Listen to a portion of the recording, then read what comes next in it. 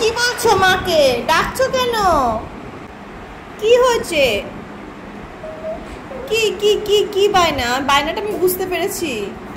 এই যে handsome হাবলার fan ফলোয়ার্সরা, handsome Habla যেখানে দাঁড়িয়েছে আপনারা বুঝতে পেরেছেন তোর বায়নাটা কি?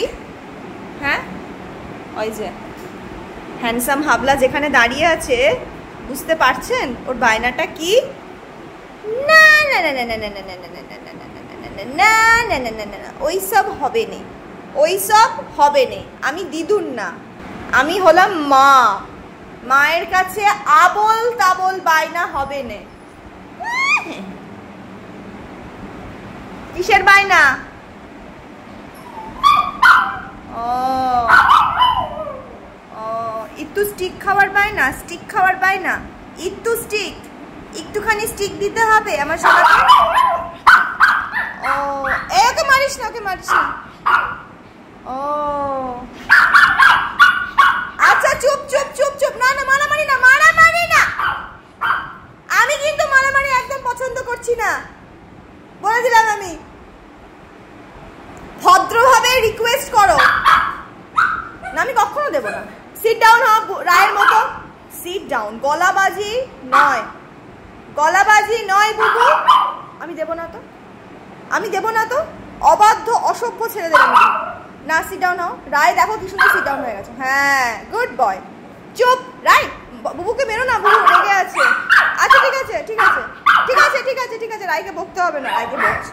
আচ্ছা দিচ্ছি দিচ্ছি তো, দেবো তো।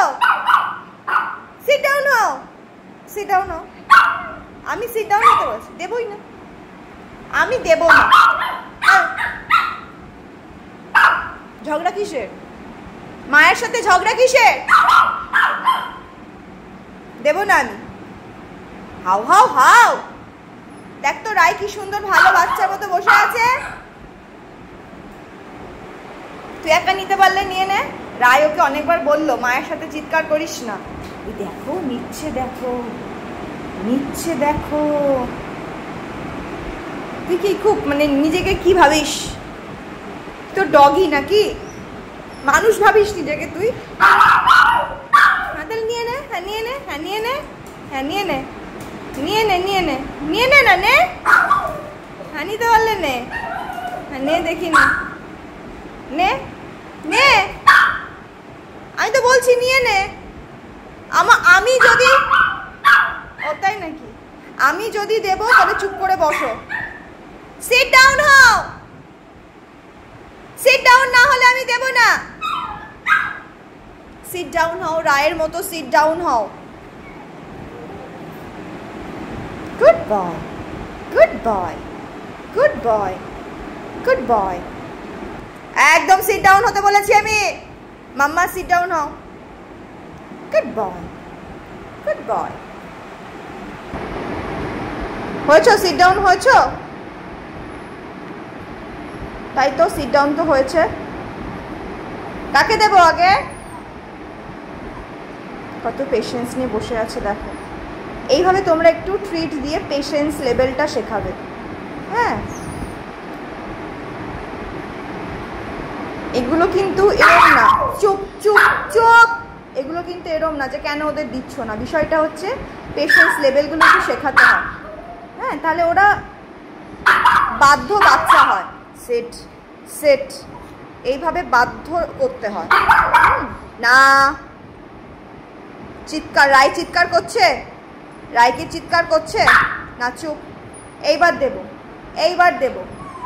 চুপ বুবু চুপ। রায়ের মতো লক্ষ্মী হয়ে দেখো। রায় দেখেছো শিখে গেছে কিন্তু। ওই দেখো মা। Sit down, sit down, sit sit. এই না রায়, রায় দেখো রায় কিন্তু বুকুটা কাটছে না, ও জানে ওকে আমি দেবো। এইভাবে শেখাতে হয়। আগে তোমরা বলো রায় কেমন কেড়ে কুড়ে খেয়ে নিত, সেই রায় এখন কত ভালো হয়ে গেছে। ও এখন কিছু ভেবে পাবে না যে কোথায় যাবে, খাবারটা নিয়ে কোথায় যাবে ও ভেবে পাবে না।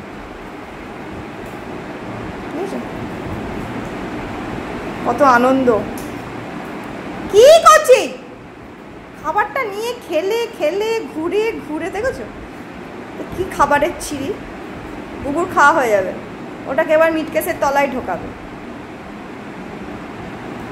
ওরা খাক, ততক্ষণে আমি তোমাদের সাথে একটা খুব গুরুত্বপূর্ণ জিনিস ওদের ব্যাপারে শেয়ার করি, যেটা তোমাদের সকলের খুব কাজে লাগবে যাদের পেটস আছে।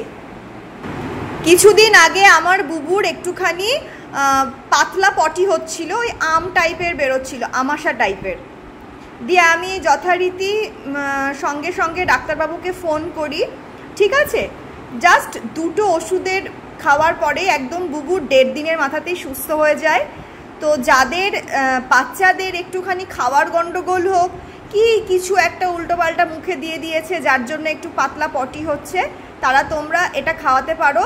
সেটা হচ্ছে কোনো রকম প্যাকেট জাতীয় ফুড দেবে না, একদম টক দই দিয়ে একটু চিড়ে সেদ্ধ, একটু হালকা নুন, একটু চিনি দিয়ে চটকে দেবে, ওআরএসের জল খাওয়াবে।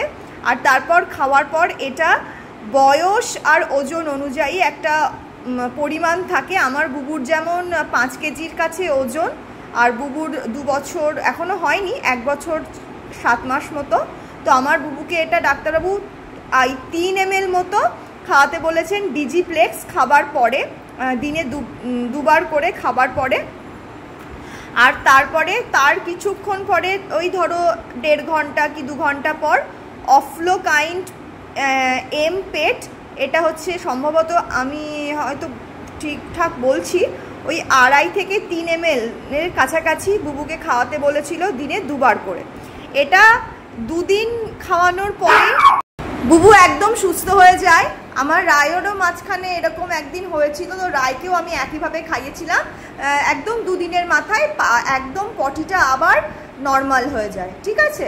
তাই ডিজিপ্লেক্স আর অফ্লোকাইন্ড পেট এটা হচ্ছে একটা 5 দিনের কোর্স। এই কোর্সটা কমপ্লিট করার পর ডাক্তারবাবু আমাকে এই যে নিউট্রোলাইন বি সিরাপ দিয়েছিলেন, যেটা কিনা খালি পেটে বুবুকে 5 ml আমাকে খাওয়াতে হয়েছিল 6 দিন। তবে আমি আর 6 দিন খাওয়াইনি, এটা মোটামুটি 5 দিন কন্টিনিউ করেছিলাম, আর এটা আমি ওই 2 দিন মতন কন্টিনিউ করেছিলাম, কেননা বুবু তো 2 দিনের মাথাতেই সুস্থ হয়ে গেছিলো, ঠিক আছে। তো এই 3টে তোমাদের কাছে থাকলে ওই পাতলা পটির সমস্যা কিন্তু একদম ঠিক হয়ে যাবে।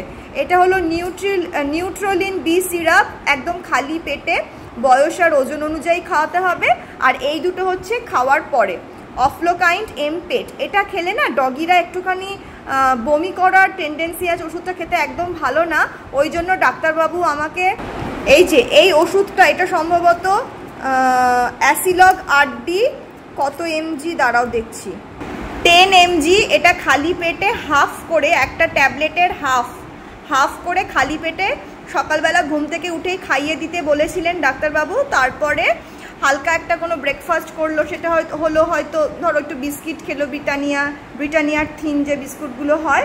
আর তারপর লাঞ্চের পর এই যে আবারও বলে দিচ্ছি, অফ্লোকাইন্ড এম পেটটা খাওয়ালে তার কিছুক্ষণ পর 1 থেকে 1.5 ঘন্টা বা 2 ঘন্টা পর ডিজিপ্লেক্স হজমের ওষুধ, এই দুটোই তোমাদেরকে বয়স আর ওজন অনুযায়ী খাওয়াতে হবে।